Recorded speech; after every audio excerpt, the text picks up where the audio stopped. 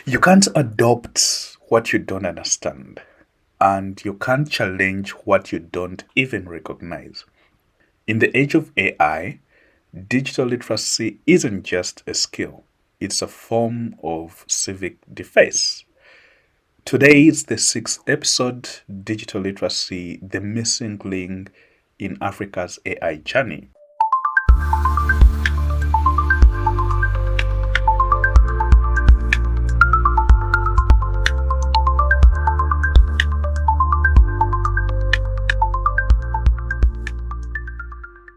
So, welcome to According to Wes, and I'm your host, Wesley.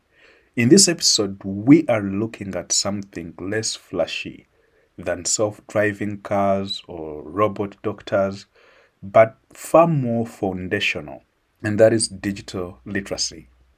AI is being promoted across Africa in agriculture, education, health, and finance. But how many of us truly understand what it is?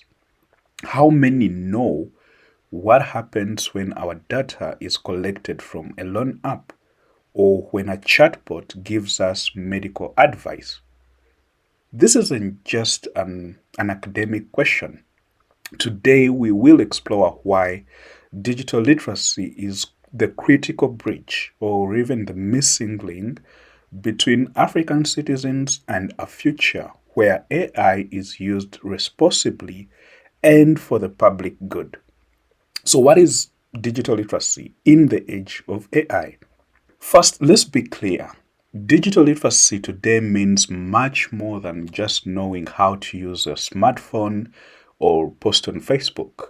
It is about critical understanding. It's knowing how data flows when you use an app. What information are you giving away? Not just your name, but your location, your contacts, your habits. What algorithms do? Understanding that your social media feed isn't random. It's curated by an algorithm designed to keep you engaged, which can create filter bubbles and echo chambers. How platforms shape your choices. So you need to recognize that such results you see or the products recommended to you are personalized and designed to influence your behavior. In the age of AI, this definition expands. It now even includes identifying AI interactions, knowing when you're talking to a chatbot versus a human customer service agent, questioning automated decisions. So you need to understand that if a mobile loan app automatically rejects you, that decision was made by an algorithm and you have the right to ask why. And also verifying information, developing the skills to spot sophisticated manipulation like, the AI generated deepfake videos or convincing but false news articles. In short, digital literacy is becoming the essential vaccine against algorithmic manipulation and misinformation. But what is Africa's digital literacy? Let's look at the stats. To understand the challenge, we need to look at the data. So according to the latest 2024 reports from the Uganda Communications Commission and Data Reportal, internet penetration in Uganda stands at approximately 34%. This means about two-thirds of the country is not regularly online. And what about the devices that we use? The GSMA 24 State of the Mobile Internet Connectivity Report, it revealed a very crucial factor. While smartphone adoption is growing, as of 2023, 49% of mobile connections in sub-Saharan Africa were still on feature phones, the Mapesa, right? And these devices can't run the complex apps which much of AI revolution is happening. And this creates a two-tiered digital world, okay? So it creates these gaps. And even among those online, there's a significant usage gap. People are active on platforms like WhatsApp, TikTok, or even Twitter, but often without a deep understanding of the mechanics behind them. Many don't know that metadata, like who you call, when, and for how long, is valuable data that tells a detailed story about your life. Misinformation spreads like wildfire, not just because it's sensational, but because a basic verification habits like checking sources or doing a reverse image search are not widespread. We saw this with devastating effect during the COVID-19 pandemic and see it continuously during election cycles.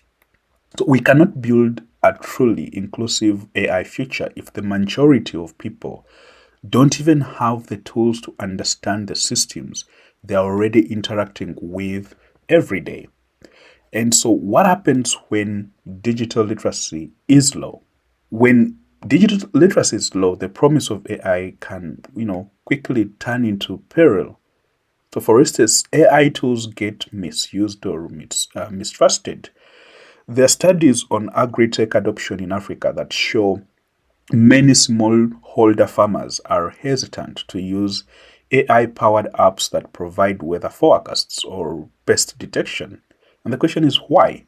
Often, there is a lack of trust and understanding of how the technology works. And from being unable to interpret the data correctly, the tool is there, but the bridge to use it is effectively missing.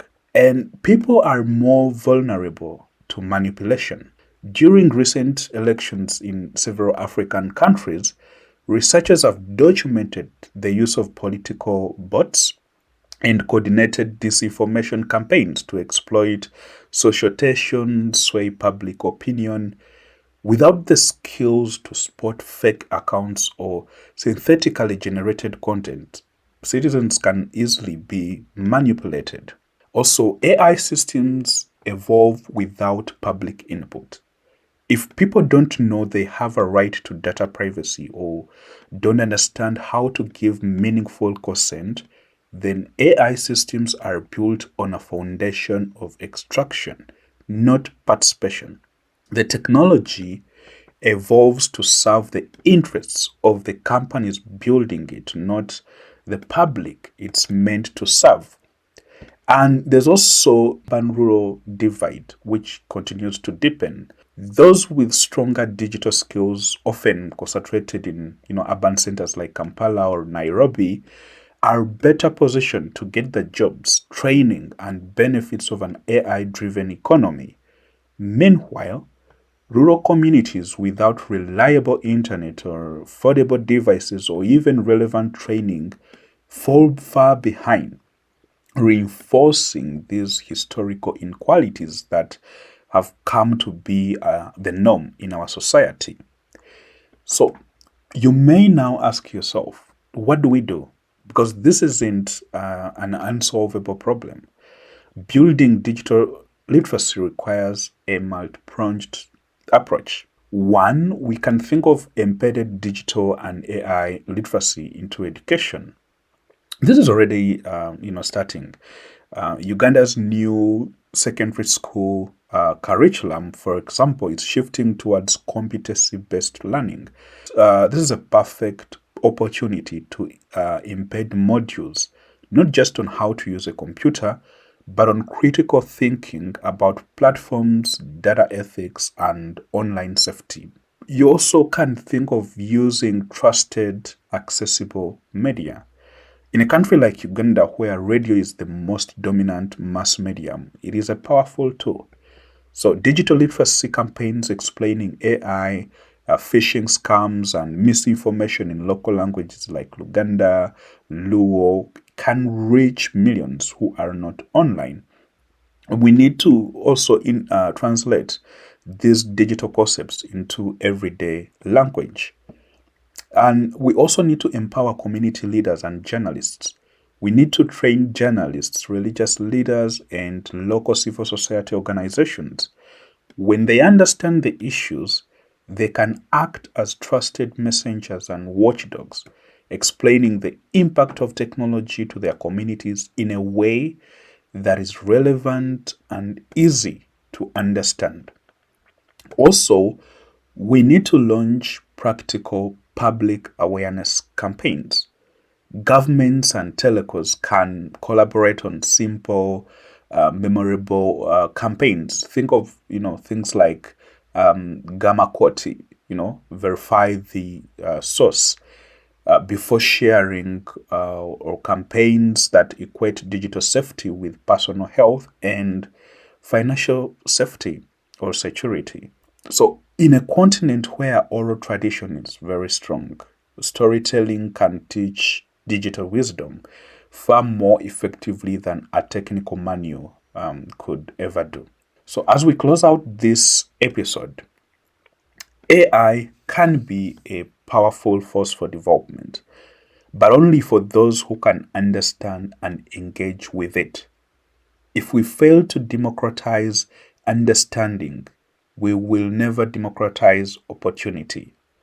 The goal isn't just to, turn everyone into a data scientist or an AI engineer. It is to give every citizen the basic knowledge needed to navigate the digital world safely, confidently, and critically. Let's stop seeing digital literacy as a niche for IT issue and start treating it as a fundamental civic right for the 21st century.